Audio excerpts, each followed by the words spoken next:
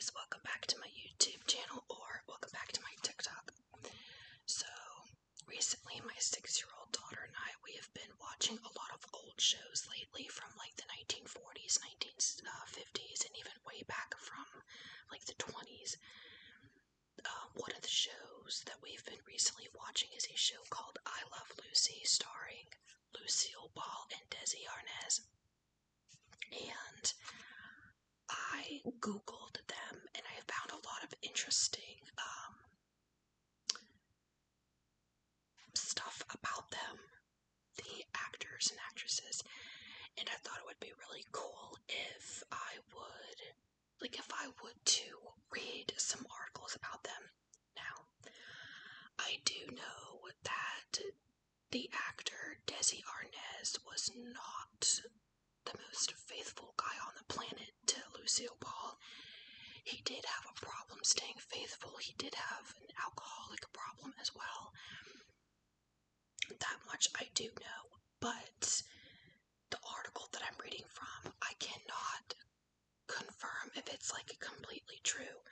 I'm just reading it for pure entertainment purposes only. So I found this article on something called okmagazine.com. Okay, we're going to start reading it. I'm going to read it from my phone. I Love Lucy has given the world the gift of laughter for decades.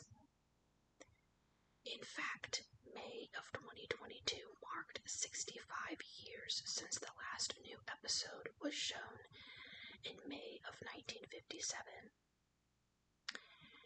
The comedy series broke records, won awards, and was the most watched show in the U.S. for 4 of its 6 seasons. Now it lives on in syndication, still as hilarious as ever.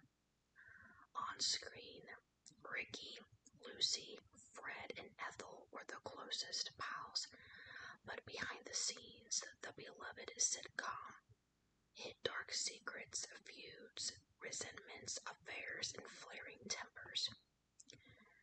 While Ricky Ricardo and kooky wife Lucy were the stars of the hit sitcom, neighbors Fred and Ethel also stole the hearts of viewers. Ethel, played by Vivian Vance, is the loving and devoted friend and often the voice of reason for Lucy. Fred is the older, crankier man with a soft spot for both Ethel and Lucy. But William Frawley was not supposed to play Fred Mertz. Lucy's actor pal, Gail Gordon, was slated to be Fred, but he asked for too much money. Then character actor Frawley phoned Lucy personally about the part, but CBS honchos were wary of his reputation as an unreliable boozer. Dezi, no stranger to the bottle himself, hired Frawley anyway, but warned the actor that if he missed a single day of work for being hungover, he would hang him out to dry. Frawley toed the line, but he had another issue. He and screen spouse Vance couldn't stand each other. She said, "No one will believe I'm married to that old coot." But oops, Frawley, who was 21 years her senior and just as grouchy as his character, overheard her ranting, and from then on, any goodwill between the couple vanished. Frawley referred to Vance as that sack of doorknobs, or just that, bitch. When Frawley passed away on March 3rd in 1966, Vance was out eating with her husband and reportedly shouted to the other diners, "Champagne for everybody." Lucy and Ricky, who was Cuban, were one of the first mixed-race couples on TV back then, and it caused some uncomfortable situations. The first was that network bosses said it would never sell to the American public, but the pair got it act together and took it on the road.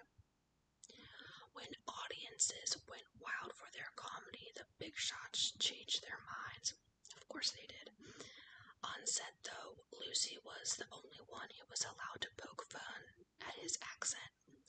Everyone loved Dezi so much, they decided it was too cruel for anyone else to tease him, and there was one scene Dezi himself refused to do.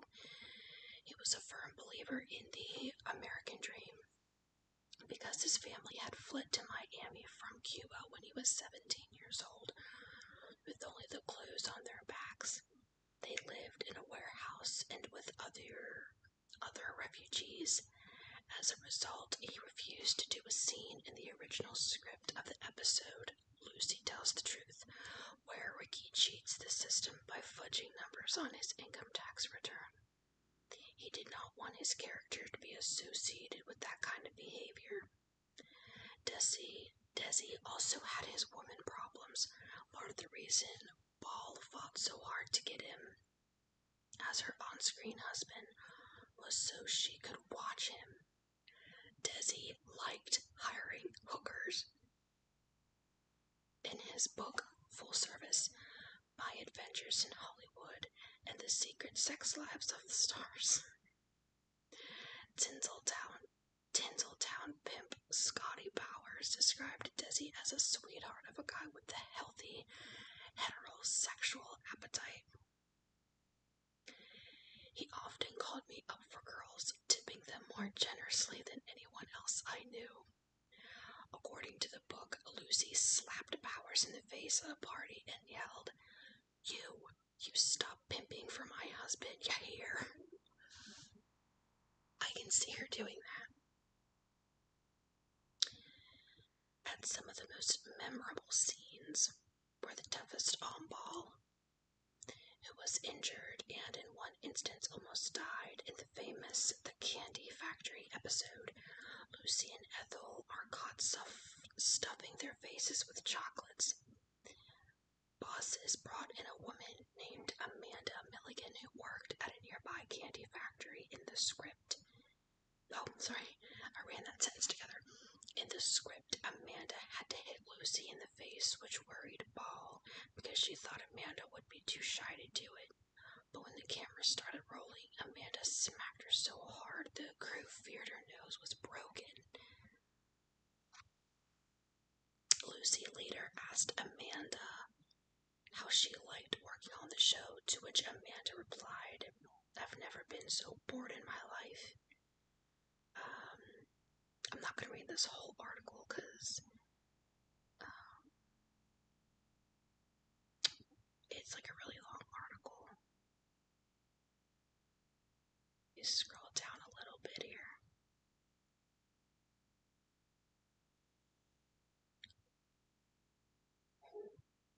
Okay, here. It says, but those who knew the real Lucy loved her. She had dozens of loyal friends like Jack Benny, Carol Burnett, and Bob Hope. In fact, she and Vivian Vance were as close as sisters and even allegedly conducted an affair after Lucy had enough of Dezi's cheating. I have questions now. We adored each other's company. Then I began hearing that Lucille and I were too close. Vivian wrote about their friendship in her explosive unpublished autobiography. My first husband disapproved of our closeness with Lucille. People are talking about you too, he'd say. You ought to be careful about the hugging and kissing you do on the show. But the two stayed friends until Vivian's death from cancer in 1979. Lucy visited her during the last days of her life, and witnesses say she left the house weeping buckets. Dezi and Lucy divorced and married others, but 2 days before his December 2nd, 1986 death from lung cancer at 69, he called Lucy and said, I love you. Lucy died on April 25th, 1989. My mother's birthday is April 25th. I guess Lucy and Dezi's daughter, Lucille Arnaz, had stated, in reality, their love for each other lasted forever. That article was really interesting because like I said, I knew that Dezi Arnaz had a problem staying faithful to Lucy. But it's funny how Lucy went up to, I can't remember that guy's name now, but she slapped him. Like, stop pimping out my husband. I think that was kind of funny, because I can actually see her doing that. I definitely think this is something that I'm going to be doing from now on, like, reading articles from, like, a lot of old-timey actors, because that's where my heart is. Like, I love, like, the 1920s, the 30s, the 40s, like, I love that old-timey stuff. When I was a lot younger, when I was a kid and in my teens, my dad and I, we used to watch black and white movies. We would watch, like, The Wolfman starring Lon Chaney Jr., or, I can't pronounce his name right, but it's the Dracula, Bela Lugosi. I think it's how you say his name. Like The Invisible Man, things like that. We used to watch all those old movies, and then we would watch, other stuff like The Beverly Hillbillies, I Love Lucy, Twilight Zone, One Step Beyond. Like, we used to watch all these back then shows, and I grew up loving them.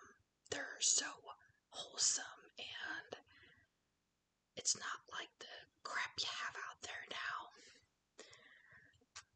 And I think that's something that I'm gonna do. I'm gonna start looking for articles of actors from back then, and just like little bits of information about them, and then I'll just, every now and then, I'll make a video reading the articles that I find, because it's really interesting to learn about them from, back then, and I love that older stuff.